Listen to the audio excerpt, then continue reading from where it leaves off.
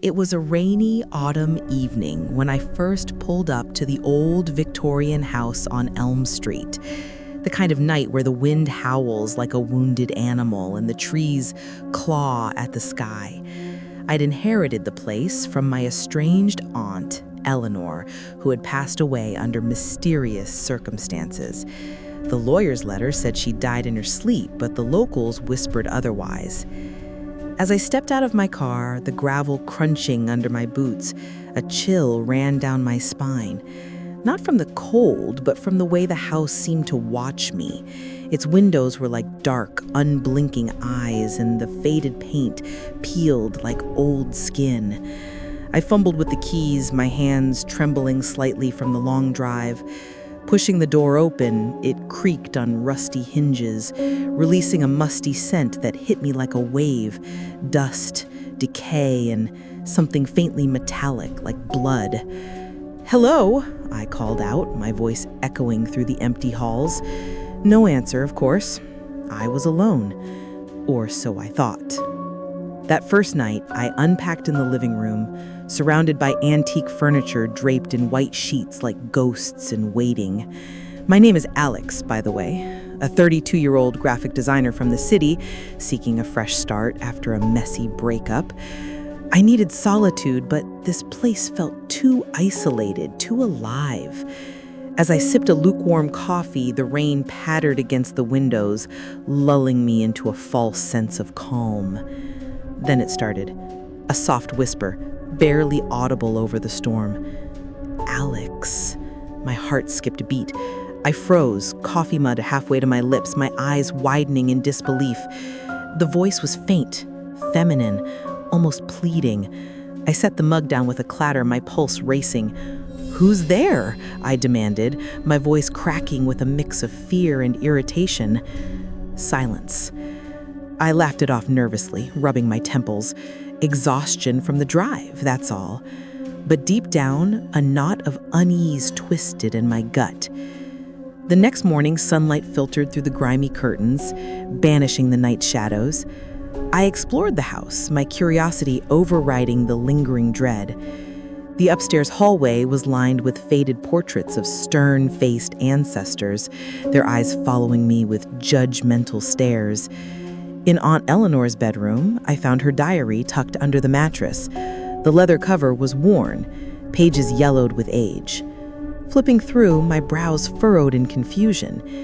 Entries spoke of the shadows that whisper, of nights where she felt hands brushing her skin in the dark. "They want something from me," she'd written, her handwriting growing erratic. "They won't let me leave." A shiver crawled up my arms, goosebumps prickling my skin. I slammed the diary shut, my breath coming in short gasps. Coincidence, I told myself. Old houses creak, minds play tricks. But as I descended the stairs, a cold draft swept through, carrying that whisper again. "Stay."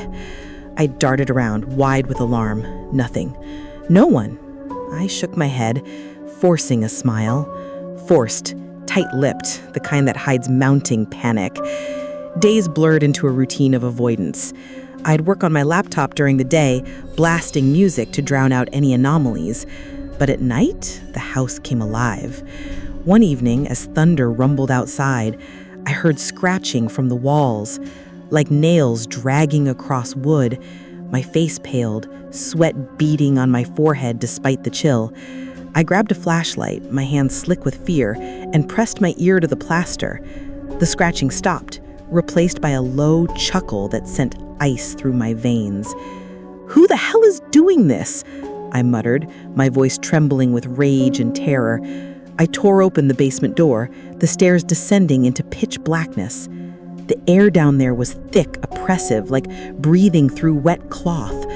My flashlight beam cut through the dark, revealing cobwebs and forgotten boxes. Then a shape darted in the corner of my eye, a shadow, elongated and humanoid, slipping behind a stack of crates. I gasped, stumbling back, my heart pounding like a drum in my chest. "Show yourself," I yelled, but my bravado cracked, revealing the raw fear underneath. Nothing. just the echo of my own voice mocking me. I retreated upstairs, slamming the door and barricading it with a chair. That night, sleep evaded me. I lay in bed, eyes squeezed shut, but visions of twisting shadows plagued my mind. When I finally dozed off, a dream invaded. Aunt Eleanor, her face gaunt and eyes hollow, reaching out with bony fingers. "They're coming for you, too," she rasped, her expression twisted in agony. I jolted awake, drenched in sweat, my chest heaving. The clock read 3:17 a.m., the witching hour, as they say. And there it was again, whispers, multiple now, overlapping like a chorus of the damned. "Alex, join us." My face contorted in horror, tears stinging my eyes. I wasn't alone. Some things, lurked in the walls, in the shadows. I grabbed my phone, fingers fumbling, and dialed a friend back in the city. "Mark, you gotta believe me," I whispered urgently, my voice laced with desperation. But the line crackled, and a voice not Mark's replied, "No one can help you." The phone slipped from my hand, clattering to the floor. Terror gripped me, my mouth agape and silent scream. I barricaded myself in the bedroom, pushing furniture against the door, my muscles straining with frantic effort. Hours passed in agonizing suspense, every creak of the floorboards making me flinch, my eyes wide and blood red. The following day, I decided to investigate Aunt Eleanor's past. Driving into town, my hands gripped the wheel white-knuckled, knuckles aching. The local library was a dusty relic, the librarian, an elderly woman with a knowing smile that didn't reach her eyes. Eleanor? Oh, she was troubled, she said, her expression sympathetic yet guarded. Talked about shadows after her husband died. Tragic accident, fell down the basement stairs. Some say she pushed him. My stomach churned, nausea rising like bile. Back at the house, I confronted the basement again, armed with a crowbar this time.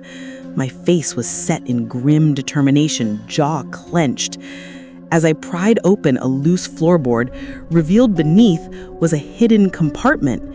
Inside, old letters, yellowed and brittle. They detailed a pact. Her husband had dabbled in the occult, summoning entities for wealth. But the shadows demanded a price: souls.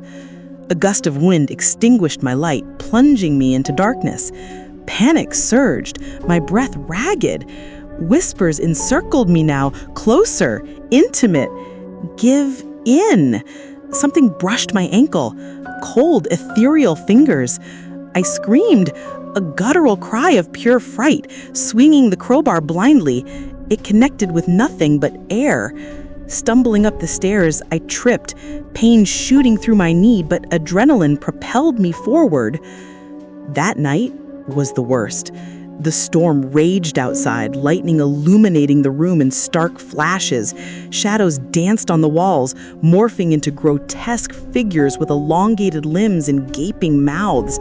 I huddled in the corner, knees drawn to my chest, rocking back and forth. Tears streamed down my face, hot and unrelenting, my expression one of utter despair. "Please, stop," I begged, voice breaking. But they didn't. A shadow detached from the wall, solidifying into a form Aunt Eleanor, or what was left of her. Her face was a mask of torment, eyes sunk in pits, mouth stretched in a silent wail.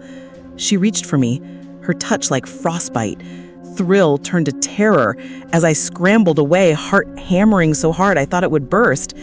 "What do you want?" I cried, my voice hoarse. "Your life," the chorus whispered. In a frenzy, I grabbed a match from the nightstand, Eleanor's old habit.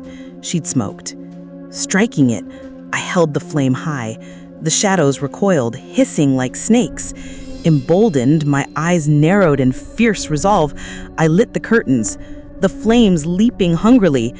The house groaned as fire spread, shadows writhing in agony. I burst out the front door, collapsing on the lawn as sirens wailed in the distance. The house burned, a pyre of secrets.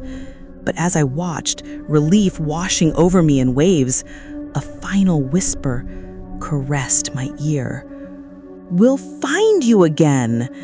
Years later, in a new city, I thought it was over, but last night in my modern apartment, I heard it, a faint whisper in the dark. My eyes snapped open, fear etching deep lines on my face. The shadows never forget.